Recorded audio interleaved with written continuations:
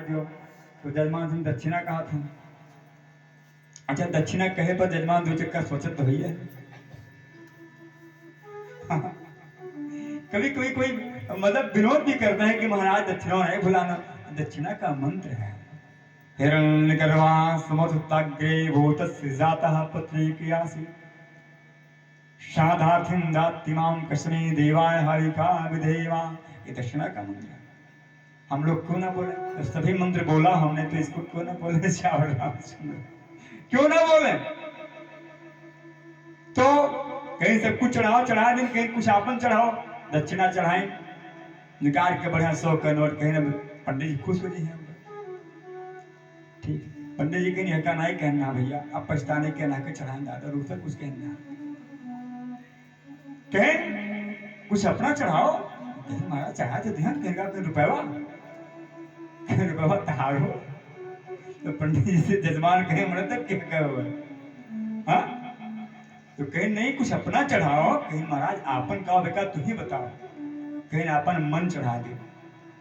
कहीं महाराज घर में ला के दो थाने कथा सुनाया है और भैंस भूखन मर थी। कहीं भैया तब तुम्हारी कथा सुने का फायदा? ये दरबार तुम्हारा पैसा नहीं मांगता। तुम्हारा इतना ढेर सारा फूल कौनो पेड़ जो है तूर पूरा पेड़ खाली कर लाओ, तूर के पेड़ बेचारा अंतन झंकते बड़े मेहनत से फूल आनंद ना और सब तूर लेगा, पूरा खाली कर दिया तुमने। लाओ तूर के बिछाए हो पूरा, ऐसे चाहे कोई ऊपर काढ़े होता। भगवान के यह कहता है हम मैं तुझसे खुश हैं। कहें तब कहीं अपना मन चढ़ाओ, कहीं मन घरे, कहें तब बेकार है। पैसा मत दो, भगवान को धन मत दो, कुछ नहीं, बस मन से उनकी पूजा। अरे हमारे सबकी पूजा की पुस्तकों में एक मानसिक पूजा लिखी है कि कुछ ना करो, सिर्फ मन से पूजा कर लो। मन आंख बंद करके भगवान का उठाइत है, भगवान का नवाइत है, भगवान को कपड़ा पहना रहे हैं, भगवान की सेवा कर रहे हैं, भगवान की पूजा स्वीकार कर लेता है। लेकिन तुम्हारे ना हो तब श्यावर रामचंद्र की जय। और जो सब कुछ भरा है तो मानसिक पूजा न स्वीकार करे हैं, उसको भी करो यार। देखो भगवान को रुपया क्यों चढ़ाते हैं, पैसा क्यों चढ़ाते हैं? भगवान पैसा नहीं मांगते, अपने धन को पवित्र करने के लिए भगवान को हम चढ़ाते हैं कि प्रभु मेरे धन को पवित्र कर दो। एक कुआं है, कुएं में ढेर सारा पानी भरा है और 10 साल तक कुआं पानी गांव भर पे आता है, कुआं पानी खत्म ना हो जाएगा, बंद कर दियो और कुआं बंद करवा दियो। और 10 साल के बाद कुआं खोलो, पनिया से दुर्गंध आए, पानी में दुर्गंध हो जाए, क्योंकि जब वो निकलता रहेगा, लोगों के काम आता रहेगा, तो स्वच्छ रहेगा। और तुम कमा करके बैंक में एकदम बैलेंस जमा कर दो, एक पैसा धर्म कार्य में ना लगे, तो 1 से 2 पीढ़ी और बड़े मुश्किल से तीसरी पीढ़ी में धन बर्बाद हो जाए। श्यावर रामचंद्र की बेकार हो जाएगा।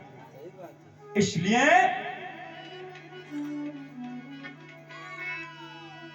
हाथों की पवित्रता पूजन से होती है और धन की पवित्रता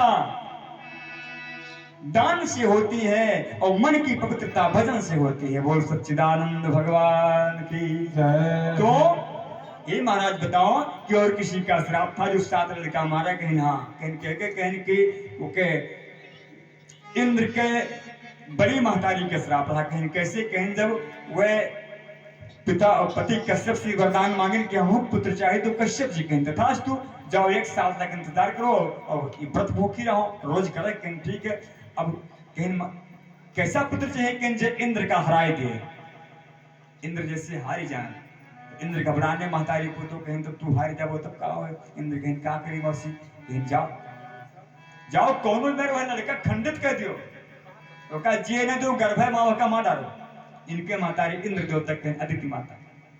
इंद्र कहें ठीक है भैया जा रहा हूं। अब गए भैया, अब बड़े आदर सत्कार से, माता जी आप गर्भ धारण कर रही हैं और आपका कोई सेवा करने वाला नहीं है, मैं आपकी सेवा करूंगा। दीति ने कहा करो पुत्र, तुम भी तो मेरे बेटे हो।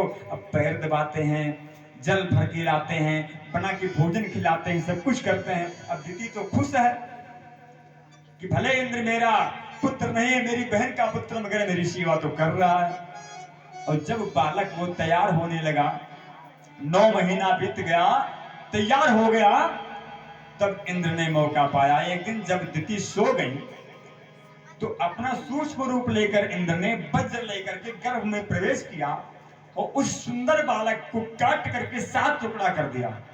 गर्भ में ही 7 टुकड़े में विभाजित कर दिया। वो 7 टुकड़े रोने लगे, तेज तेज रोते हैं। इंद्र ने कहा मारुत, संस्कृत में मत रो को मारुत कहते हैं, मत रो।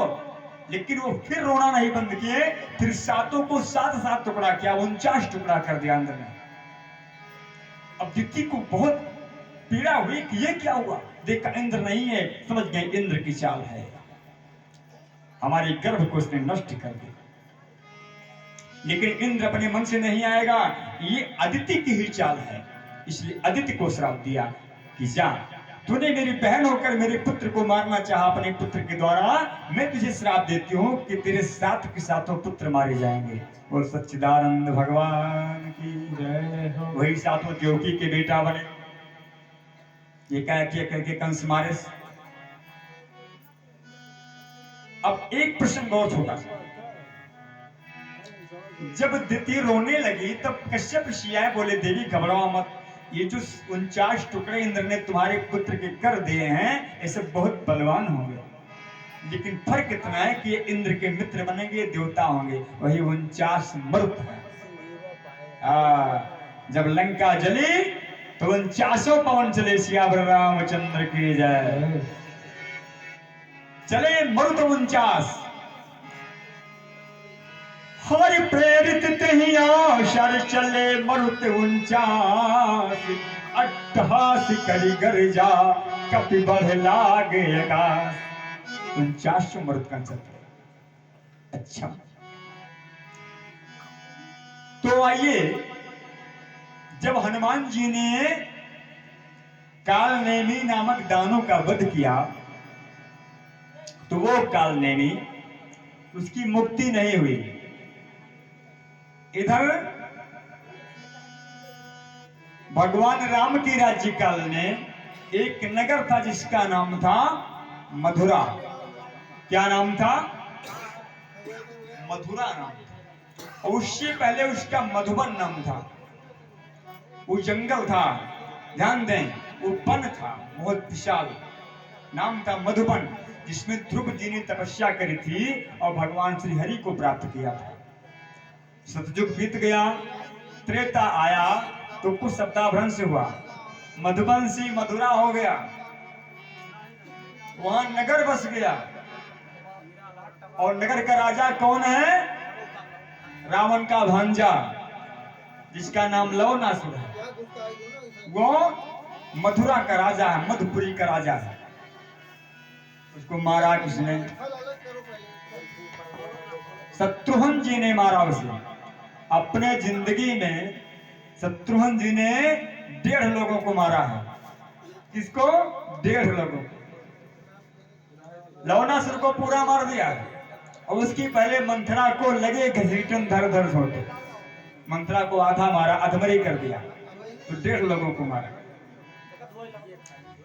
तो जब लवनासुर मारा गया तो शत्रुघ्न जी ने उस नगरी का राजा अपने पुत्रों को बनाया। और समय आने पर जब श्रीमद् देवी भागवत के आधार पर सूर्यवंश खत्म होने लगा तो शत्रुघ्न जी चले गए शाक्य धाम राम जी के साथ। वो पीढ़ी समाप्त हो गई और वहां के राजा सूरसेन हो गए। बोल सच्चिदानंद भगवान की जय। उग्रसेन वहां के राजा बने। उग्रसेन की कोई बेटा नहीं था, तो शांडिल्य गुरु जी से पूछा, गुरु जी कोई पुत्र नहीं, क्या करें? कहा व्रत करो। माता भगवती का अम्बा यज्ञ किया, श्रीमद् देवी भागवत का अनुष्ठान किया और उनकी पत्नी के उदर में एक गर्भ आया। तो ऋषियों ने कहा था कि शर्त यह है कि आपकी पत्नी बच्चे को जन्म देने तक घर से बाहर नहीं जाएगी, क्योंकि उस पर काल सर्प दोष है, इस पर काल सर्प का दोष है। कहा ठीक है, लेकिन संजोग तो होके रहता है। महाराज उग्रसेन की पत्नी एक दिन उनका मन उबा, मन घबराया और वो बगीचे में टहलने चली गई। बगीचे में टहलने चले गए तो वही कालनेमी जिसको हनुमान जी ने मारा था, वही प्रेत बन करके घूम रहा था, उसकी छाया। और वही छाया उग्रसेन की पत्नी के गर्भ में समा गई। वो बालक तब तक जब तक यज्ञ का प्रसाद था तब तक तो ठीक था, लेकिन जब काल नेमी समा गया जिससे कि वो भूत लगते आ जाए और राक्षसी प्रवृत्ति का हो गया, दोष तो आ गया।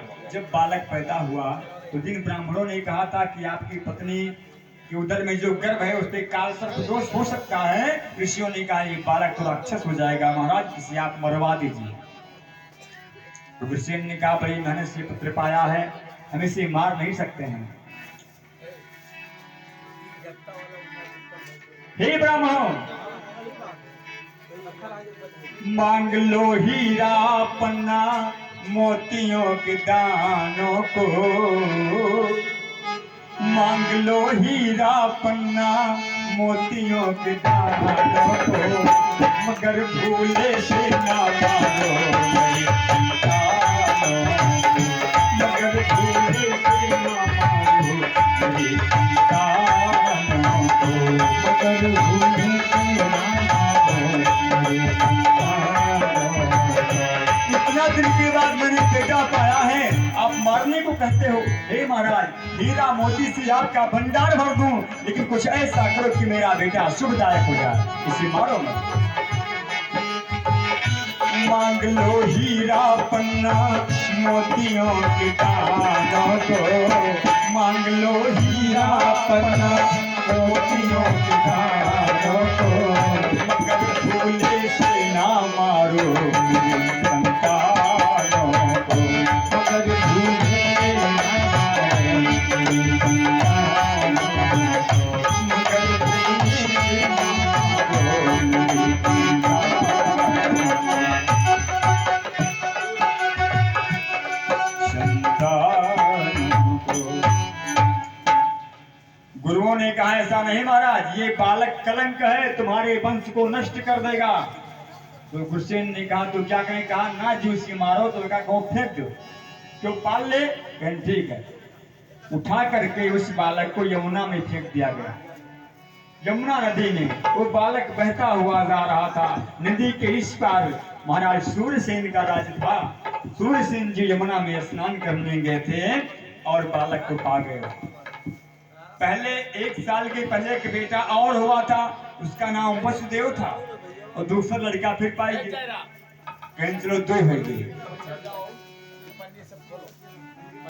2 हो गए, लाके पाले लगे।